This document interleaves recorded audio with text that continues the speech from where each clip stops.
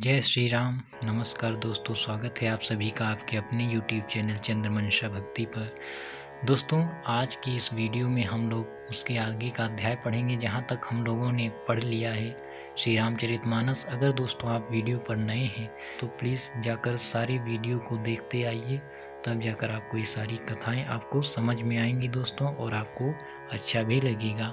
तो चलिए दोस्तों, शुरुआत करते हैं आज का अध्याय। तो दोस्तों, हम लोगों ने इस दोहे तक पढ़ा है। राजा प्रताप भानु की कथा, जो सत्यकेतु के पुत्र थे, वे क्या करते थे, वेद और पुराणों में जितने प्रकार के यज्ञ कराए गए थे उन्होंने वो सब किए, और राजा ने एक एक करके सब यज्ञों को किया, प्रेम सहित हजार हजार बार उनको दोस्तों किया उन्होंने। आगे की अब कथा हम लोग पढ़ेंगे। हृदय न कछु फल अनुसंधाना, भूप विवेकी परम सुजाना, करई जे धर्म कर्म मन बानी, वासुदेव अर्पित नृप ज्ञानी।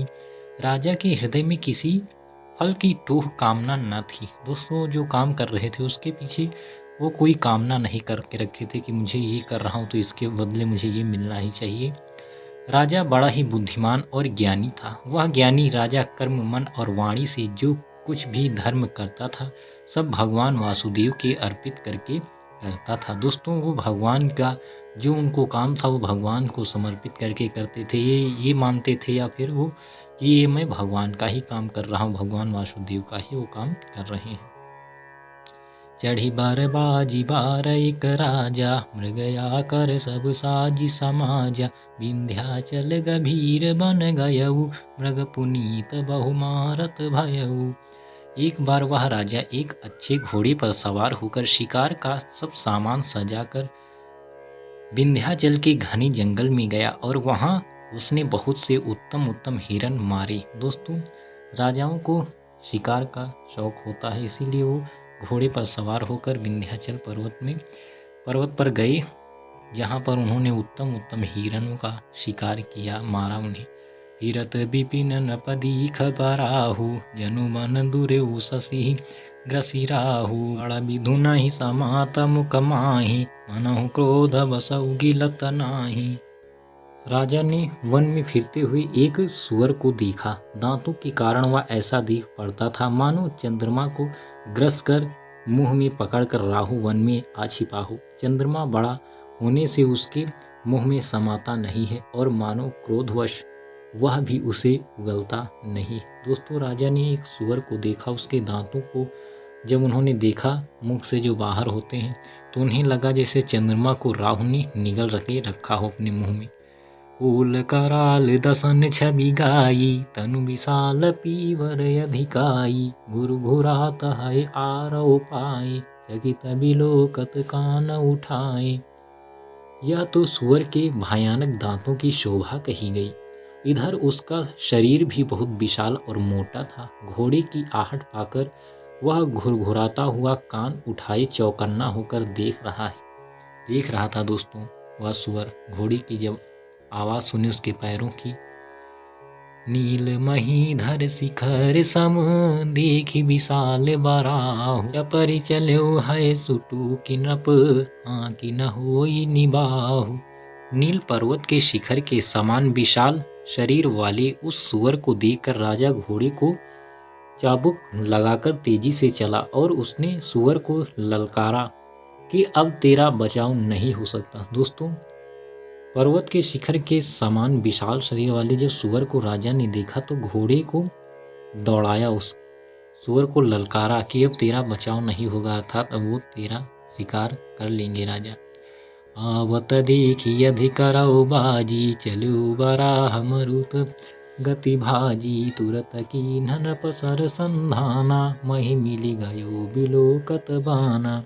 अधिक शब्द करते हुए घोड़े को अपनी तरफ आता देखकर सुअर पवन वेग से भाग चला। राजा ने तुरंत ही बाण को धनुष पर चढ़ाया। सुअर बाण को देखते ही धरती में दुबक गया। दोस्तों, सुअर ने जैसे ही बाण को देखा तो धरती में दुबक गया था, छुप गया दोस्तों।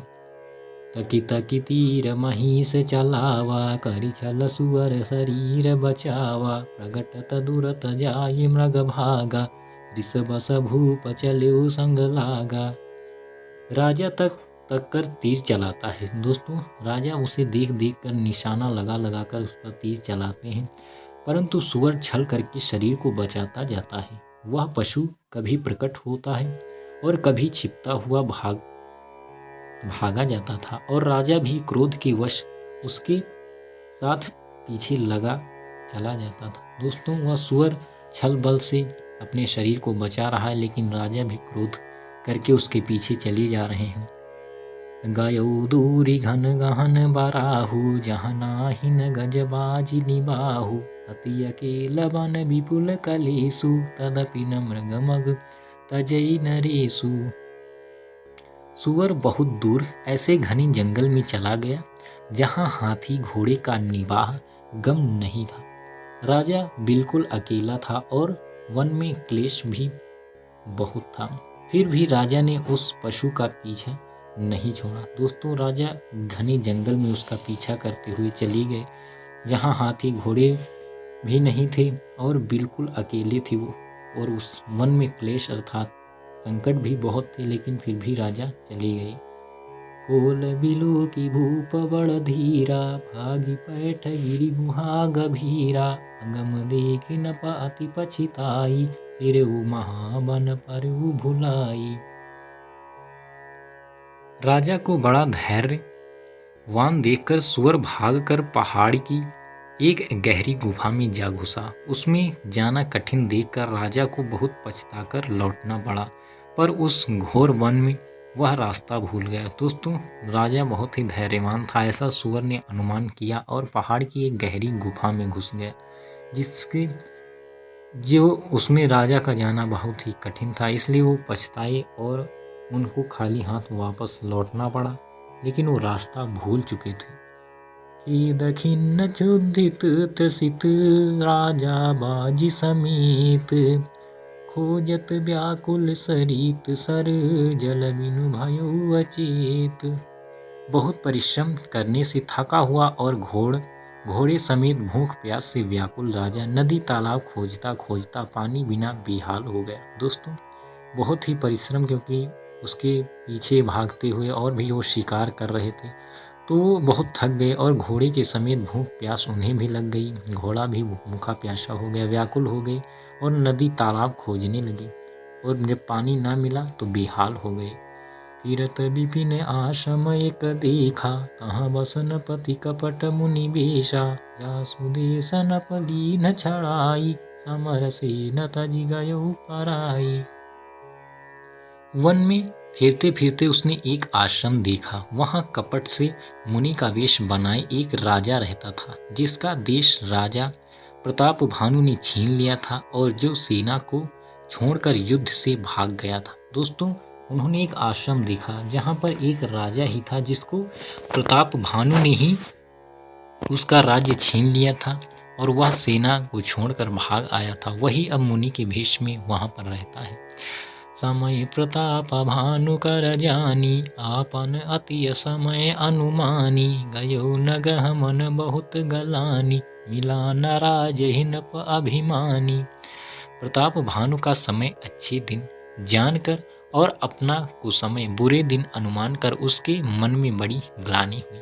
दोस्तों जब उसने देखा कि राजा प्रताप भानु अब उसके अच्छे दिन हैं, क्योंकि वो चक्रवर्ती सम्राट हैं, और अपने उसने बुरे दिन जब अनुमान लगाया तो उसके मन में बड़ी ग्लानि हुई, और अर्थात बहुत ही खेद हुआ उसके अंदर।